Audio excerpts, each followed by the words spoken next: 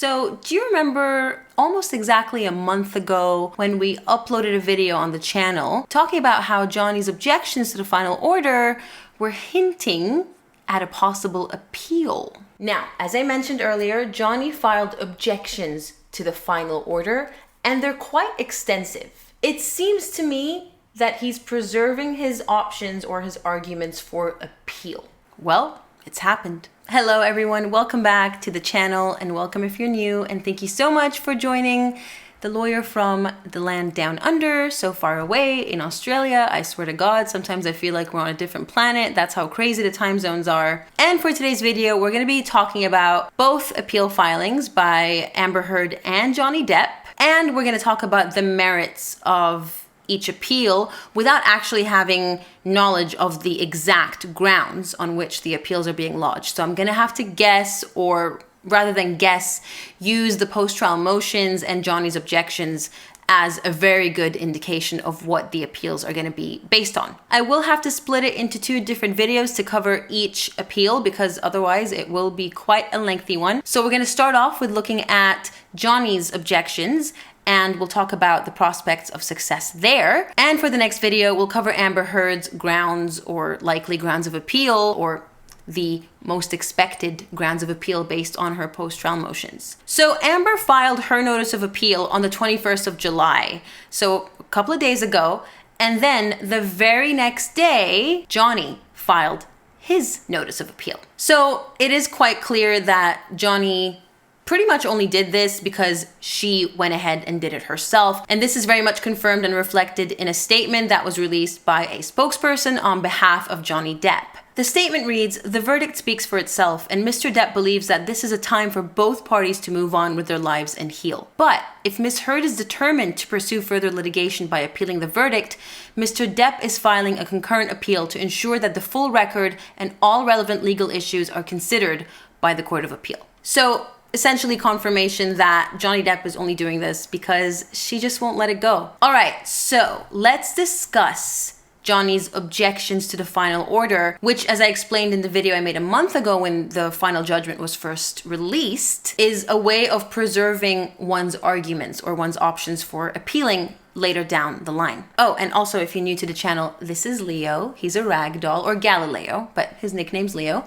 He's a ragdoll because I always get questions asking me what breed he is. He's 10 months old, but he's huge. He's technically still a kitten, and I should have called him Hagrid on that basis alone.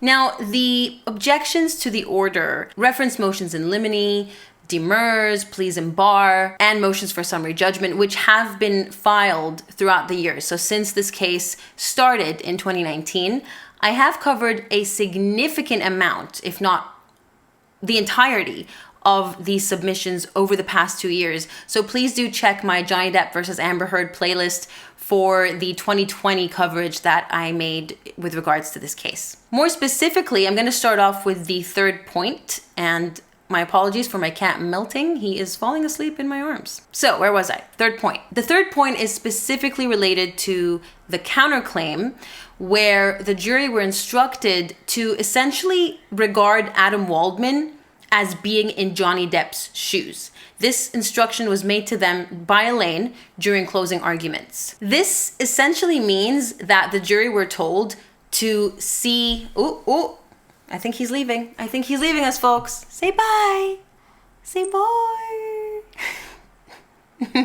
Ciao, everyone. All right, I'll let you go. This instruction and the fact that the court allowed it was a way of planting in the jury's minds that Adam and Johnny were already interchangeable, thereby assuming that Adam Waldman was indeed Johnny Depp's agent in this instance. So the court made a legal finding that the jury could consider the mens rea being the intention, so it's the mental element of intention of either Mr. Waldman or Johnny Depp. Again, this assumption that the two are interchangeable, even though the law of agency is a lot more complicated than that, especially when you don't have explicit evidence of Johnny instructing Adam to talk to the press and make these statements. I've covered agency law in a prior video, but Essentially, an agent is someone who acts within the scope of their employment in order to fulfill their obligations owed to the principal. In this instance, Adam Waldman, as Johnny's lawyer, would be his agent, not in every circumstance, but only when he's acting within the scope of his employment. Now, talking to the press is not within a lawyer's scope of employment because a lawyer doesn't have to talk to the press in order to fulfill the obligations that they owe their client. So to me, at least, it is beyond the scope of Adam Waldman's employment, and therefore he wasn't acting as Johnny Depp's agent. Now, why is this important?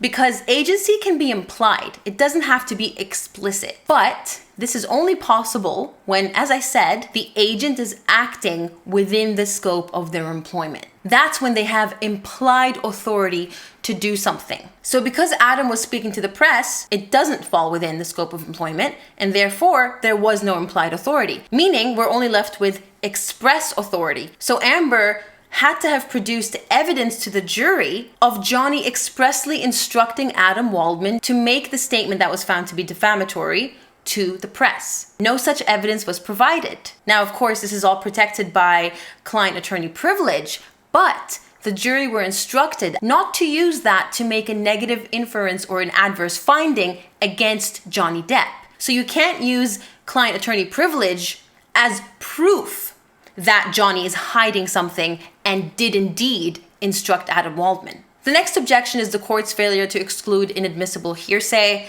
Now, I don't have a list of this evidence. I don't have a memory of it, to be quite frank. I'm guessing a lot of it has to do with the so-called expert opinions of, for example, Dr. Don Hughes. And let's not forget Dr. Spiegel, of course. Regardless, Johnny has an excellent team, and I'm sure they have a list of hearsay evidence that potentially shouldn't have been allowed in.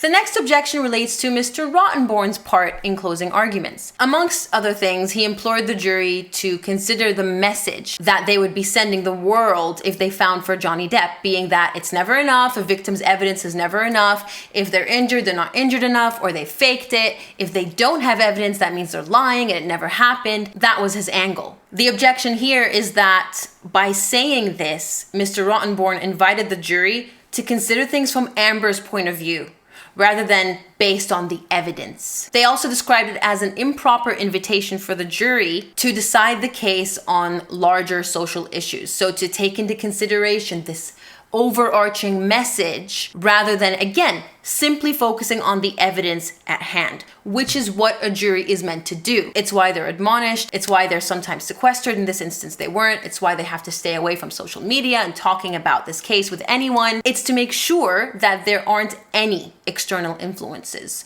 which includes taking into consideration the message that they might be sending, because that's a form of bias. If when making a decision, your concerns lie with, oh, what's the world gonna think about this? What message is this gonna send? That's gonna detract from your ability to base your verdict solely on the evidence presented before you. Next objection relates to the specific statement made by Adam Waldman that was found to be defamatory and made with actual malice, being the staging the penthouse statement. Now, the objection specifically states that this finding is contrary to law and not supported by the facts. I agree wholeheartedly. I've made a couple of videos about this by now. So if you are interested, I will be linking them in the description box if I remember. If I don't, please tell me in the comments. But this is a very valid argument, which is connected to the argument I just put forth a while ago when we talked about the third objection, being the mens rea, Adam and Johnny are interchangeable. There simply is no evidence of Adam Waldman acting as Johnny's agent in that instance. And so it's unsupported by the facts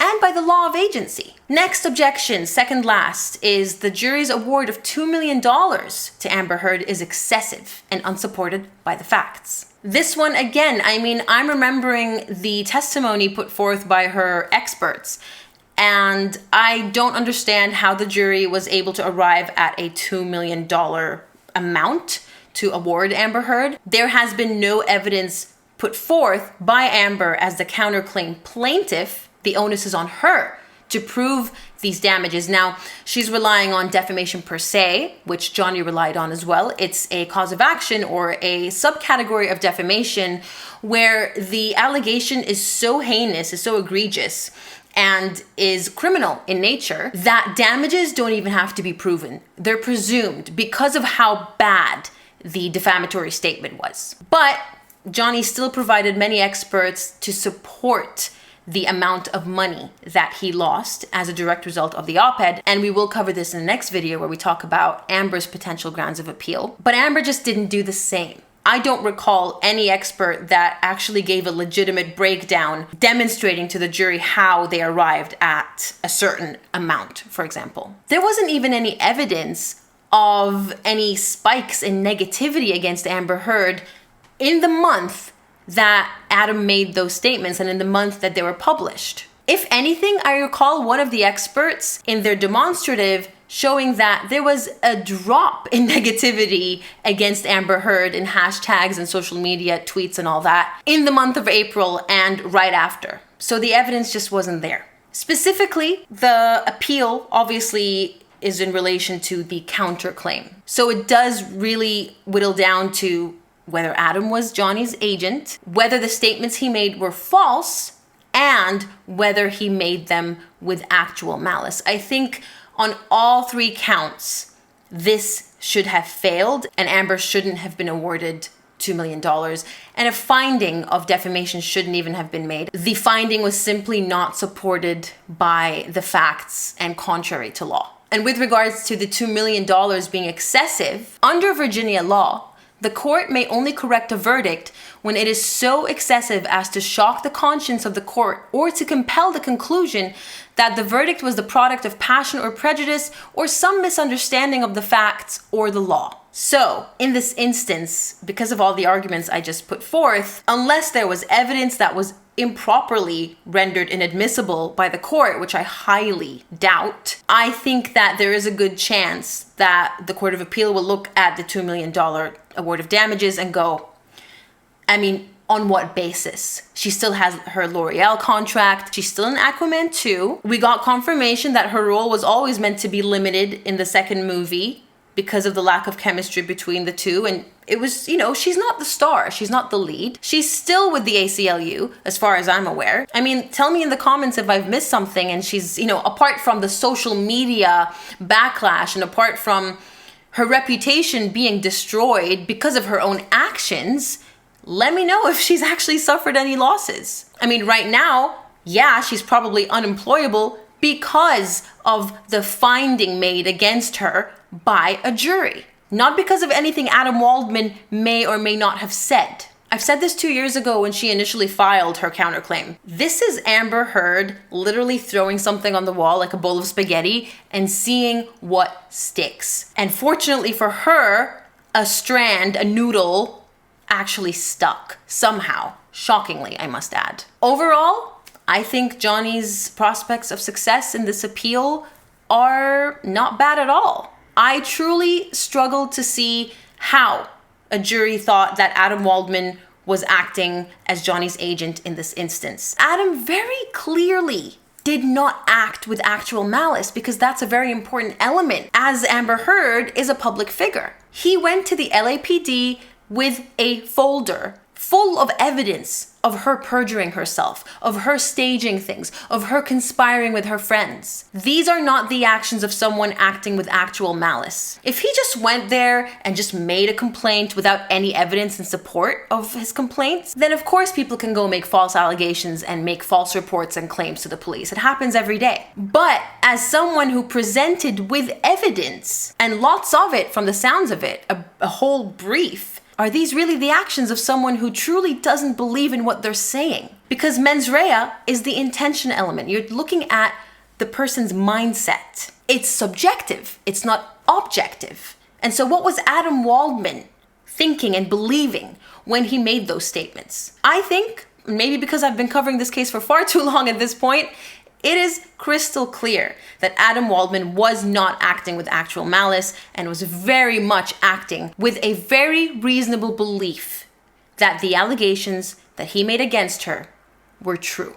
So based on Virginia law, what I just read out to you a few minutes ago, there is a good likelihood that the Court of Appeal will find that the jury made this counterclaim finding as a product of some misunderstanding of the facts or the law. And only then can a court correct the verdict. Well, that means that Johnny's team merely have to prove that the jury misunderstood things. Or, as most of us seem to believe, this was simply a compromise verdict. If anyone's gonna succeed here, I think it's gonna be Johnny. And I suppose you'll have to tune in to the next video to hear why I think that Amber's appeal is going to go nowhere. And that's it for this video. I hope you found this video informative. And I do want to mention in the notice of appeal, it states that Johnny paid the $500 appeal bond. I don't know if he's gonna pay for suspending execution of the judgment, which would mean he would have to pay $2 million as an appeal bond. I'm going off what the documents are telling me, and it says 500. I believe Amber Heard has paid the same amount so far. I'm not 100% sure, but that's the last I've heard. Before I sign off, I would like to thank my lovely patrons and YouTube members who continue to sponsor this channel. Your generosity is the reason that this channel can continue to exist, and we are ever so grateful. So thank you, thank you, thank you. I will catch you guys next time. Until then, take care. Bye-bye.